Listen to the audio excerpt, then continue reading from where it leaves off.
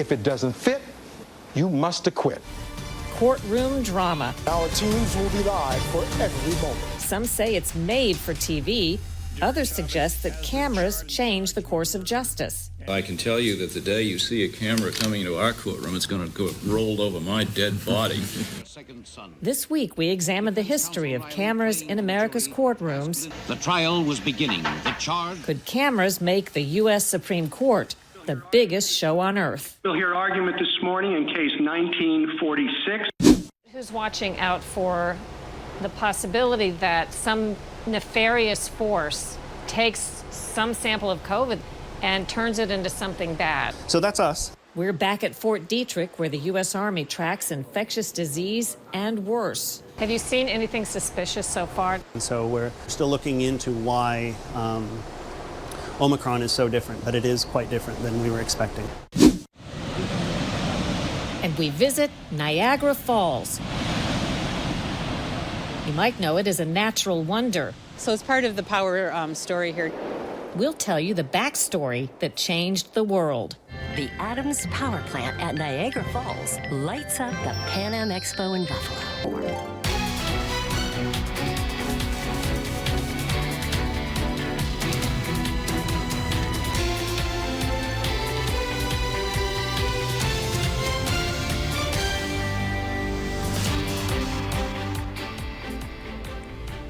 Welcome to Full Measure. I'm Sharyl Attkisson.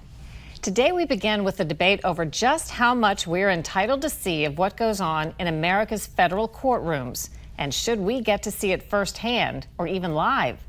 It's neither an easy nor a settled question nearly a century after cameras entered their first courtroom. Some argue they provide accountability and transparency of the judiciary branch. Others see only a circus. Derek Chauvin has been charged with murder and with manslaughter. The trial of former police officer Derek Chauvin, convicted of murdering black suspect George Floyd, was marketed like a Hollywood drama. Court TV cameras will be inside that courtroom, and our teams will be live for every moment. Viewers may not have known it, but it was the first full trial in Minnesota where TV cameras were allowed. Good morning, Your Honor. When it comes to courtroom drama, it's hard to think of a more made-for-TV trial than that of former NFL star O.J. Simpson in California.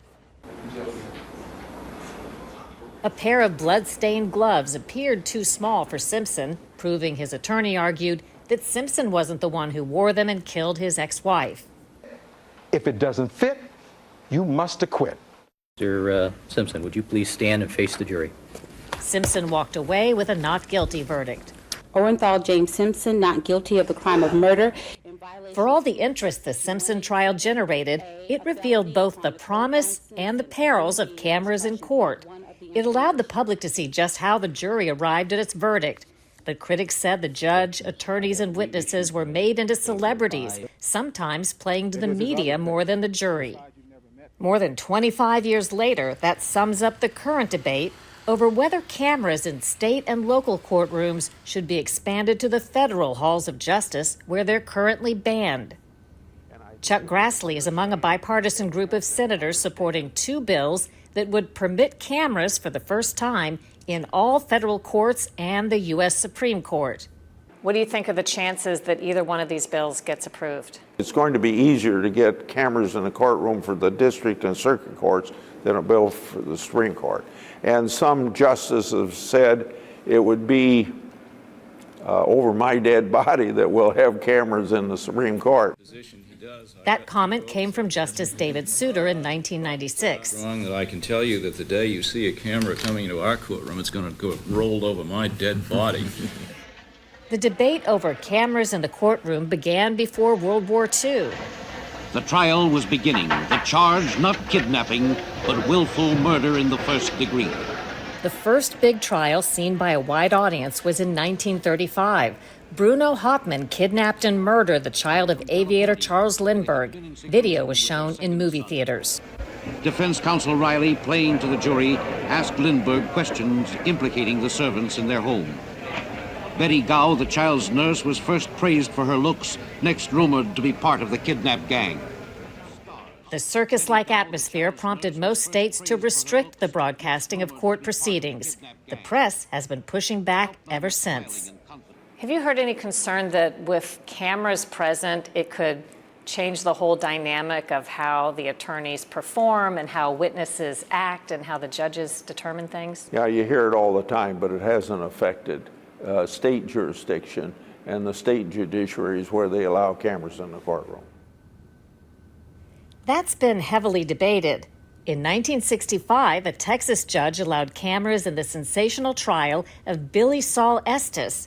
He was a politically connected swindler linked to conspiracies involving President Johnson, the Kennedy assassination, and other suspicious deaths. The Supreme Court later overturned some of his convictions on the grounds that cameras deprived him of a fair trial. In 1966, the Supreme Court also found cameras and excessive publicity interfered with the Ohio trial of Dr. Sam Shepard, convicted of murdering his wife. A retrial found him not guilty. In the late 1970s, Florida gave cameras a shot. The trial of serial killer Ted Bundy was televised nationally. In 1981, a big ruling came in another Florida case. 2 Miami Beach police officers convicted of burglary challenged cameras at their trial, but they lost in a Supreme Court ruling with national implications. It said cameras in court do not violate the constitutional rights of the accused. A decade later, is this another version of your God's honest truth, what you decide to tell people or not tell people? Court TV was launched with recognition that live courtroom drama could grab and hold a cable audience's attention. Some of law's most remarkable moments in court have played out before a global audience. The 1991 trial of Pamela Smart, a school teacher convicted of helping her teen lover murder her husband. No, I made a mistake. You made a lot of mistakes so far in this case. I sure have. Yes, I have. Was killing your husband one of those mistakes? No, it wasn't. Please stand. The 1991 rape case against William Kennedy Smith, nephew of President Kennedy, he was found not guilty. The 1992 trial of gay cannibal serial killer Jeffrey Dahmer, later murdered in prison. Lorena Bobbitt, who cut off her husband's penis and was deemed temporarily insane. Actor Robert Blake found not guilty of murdering his wife. And young mother Casey Anthony not guilty in her daughter's murder. By 2006, all 50 states permitted some form of camera coverage in their courts. You will serve 10 days for contempt of court. Producing drama and insight. This is a democracy created by the state. I would. Here, a judge was charged with crimes and removed from the bench after challenging a public defender to a fistfight. I'm the public defender. I have a right to be here, and I have a right to stand and represent sit my down. clients. If you want to fight, let's go out back, and I'll just beat your ass.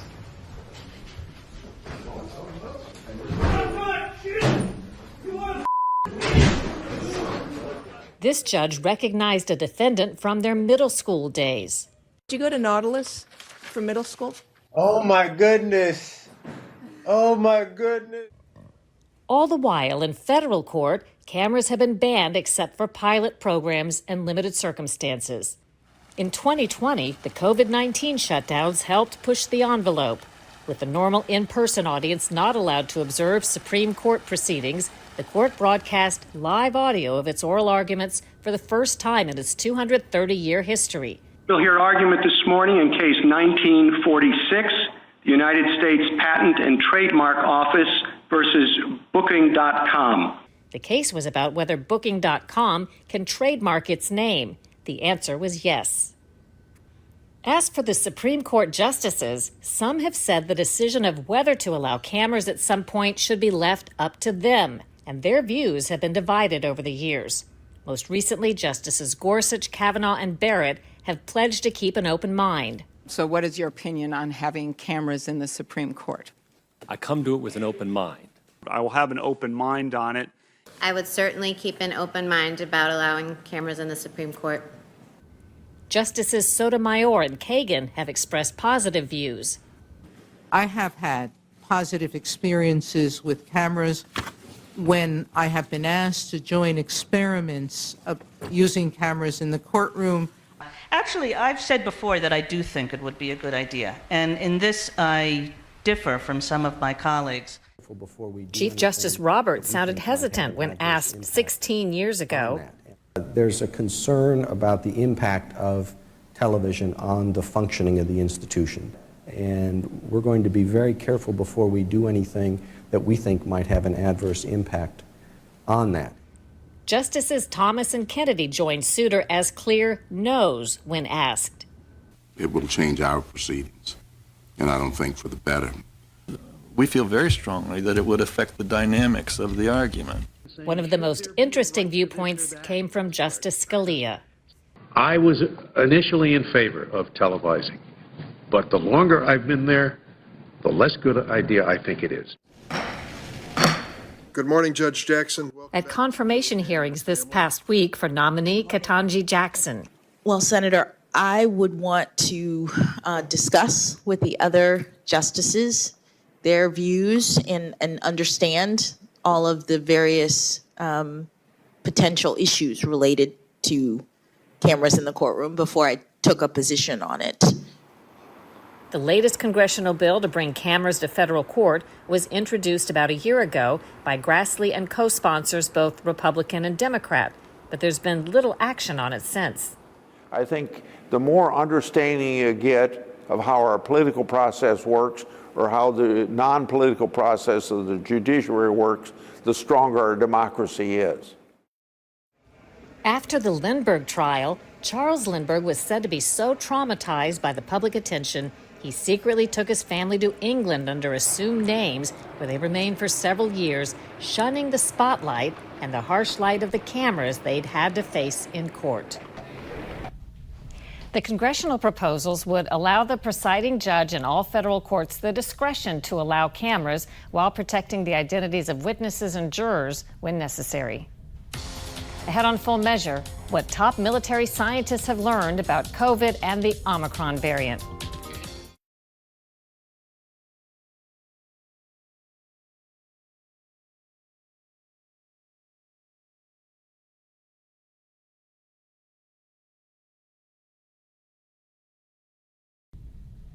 As we move past Omicron toward an uncertain COVID future, we get an assessment and update from a leading authority at the military's Fort Detrick, Major Jeffrey Kugelman of the U.S. Army Medical Research Institute of Infectious Diseases, or USAMRIID. Within the labs at USAMRIID, there's ongoing work on COVID-19 and what could come next. First, we have to acquire the virus, and so we sequence samples every week from soldiers and sailors and airmen who get infected. And so when we see a new variant, we can turn that into a stock, grow it up, and then use that in animal experiments. Major Jeffrey Kugelman is Division Chief of Molecular Biology here. So the last time you're here, one of the things we developed over the last couple of years is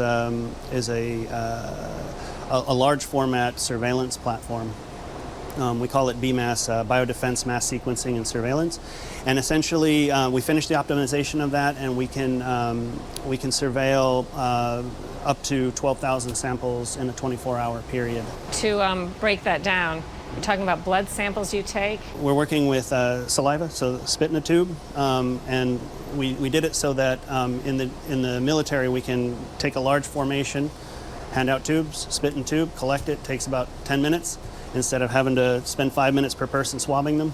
Here we put a molecular barcode on it, process them, and then put them on a sequencer. So they're pooled before they go on the sequencer, but because they have that sequence barcode on it, we're able to identify which patient is the positive result instead of having to break that pool apart and then test each individual.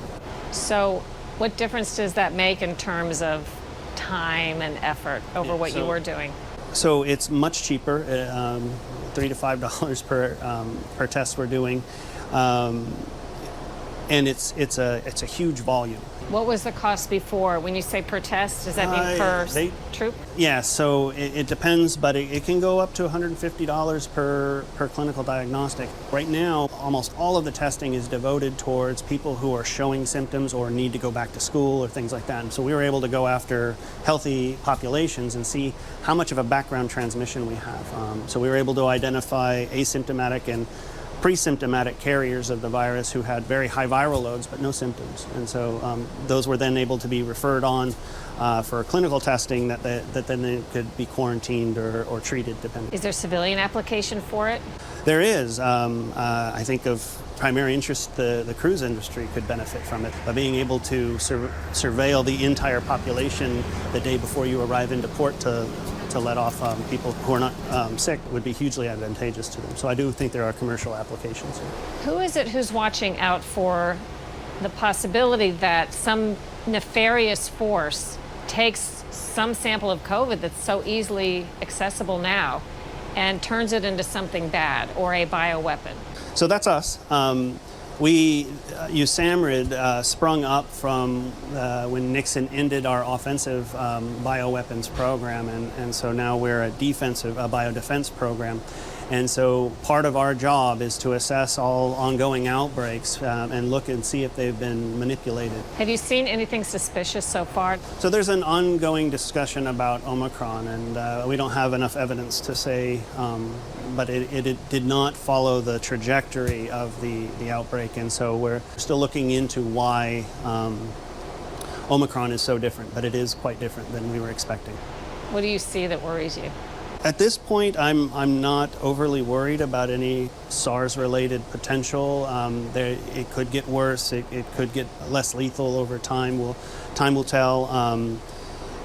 This is a very normal host pathogen interaction over time, and so it remains to be seen. But I'm not particularly worried about anything right now. If you had to guess where we would be a year from now, what would you say? If I had to speculate, it'll die down after Omicron. Caseloads will come back down into something tolerable, and then the virus will diversify again. And then once enough of a naive population, so there's a waning immunity and folks born and things like that create these people who haven't been exposed or vaccinated. Once there's enough of them, we'll see another surge, and whether that'll be a more dangerous virus or not remains to be seen. But I suspect that we will be dealing with this for quite a while. Likely this may go into the background and something new comes that we'll be talking about next time. Major Kugelman says that mass surveillance platform they developed for COVID can now also hunt for flu at the same time in the same cheap, large format samples. Coming up on Full Measure, a surprising and life-changing invention at one of America's greatest natural wonders.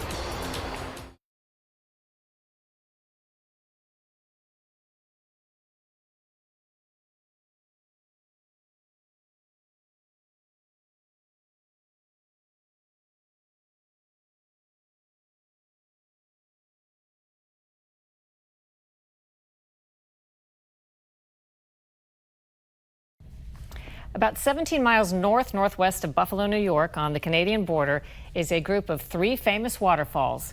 You probably know the name, but you might not know all of the history. Today, we're heading north to find out about the power behind the beauty of Niagara Falls.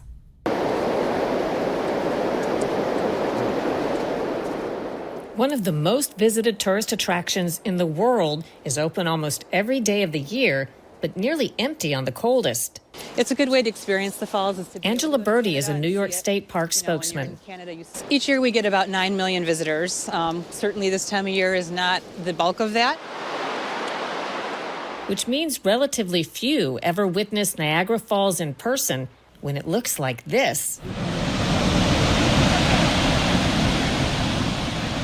But it wasn't always this way. So yeah, I mean, right now we're looking at one of the most natural attractions in the world. But like you said, if you could picture mills lining the river, industry was using the river in the 1800s and the water that was being generated to generate power. The bleaker side of Niagara Falls is profiled in a film shown on site. It is 1869, and the beauty of Niagara Falls has been overwhelmed by crass commercialism and bleak industry.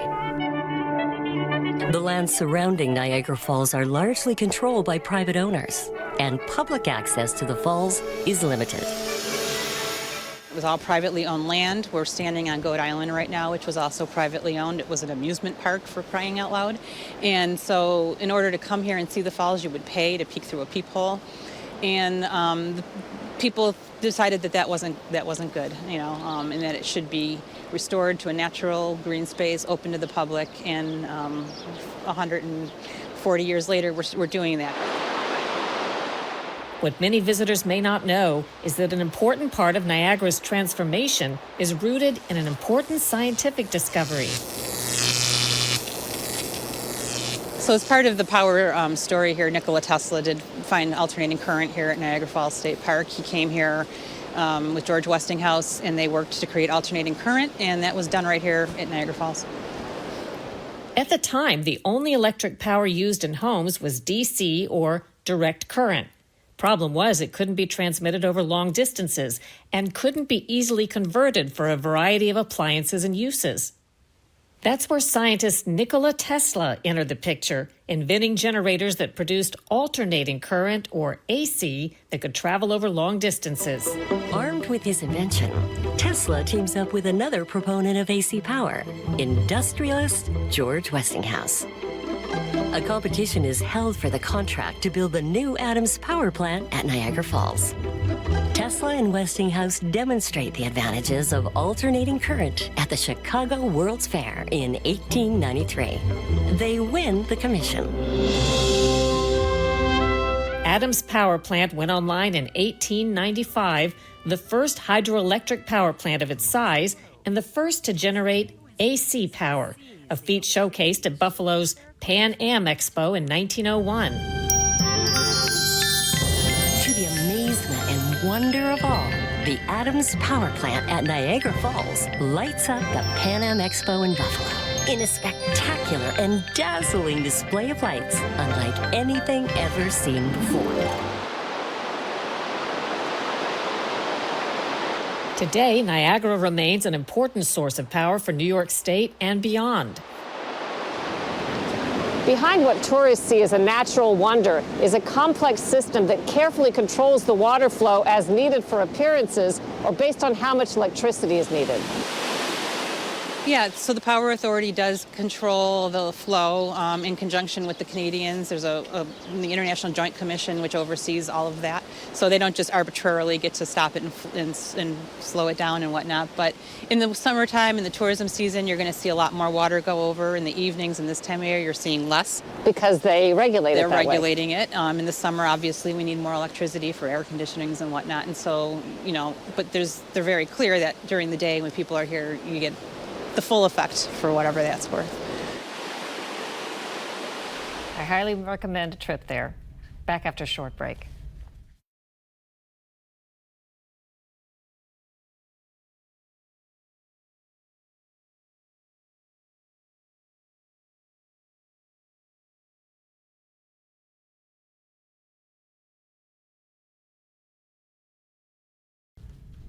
Coming up next week on Full Measure, a mass exodus from America's public schools is underway. We're actually calling 2021 the year of school choice, and I think it's because the teachers' unions overplayed their hand and awakened a sleeping giant, parents who want more of a say in their kids' education, and 19 states expanded or enacted programs to fund students as opposed to systems. We investigate how many students are leaving public education, where they're going, and how much it's costing next time on Full Measure. Till then, we'll be searching for more stories that hold powers accountable.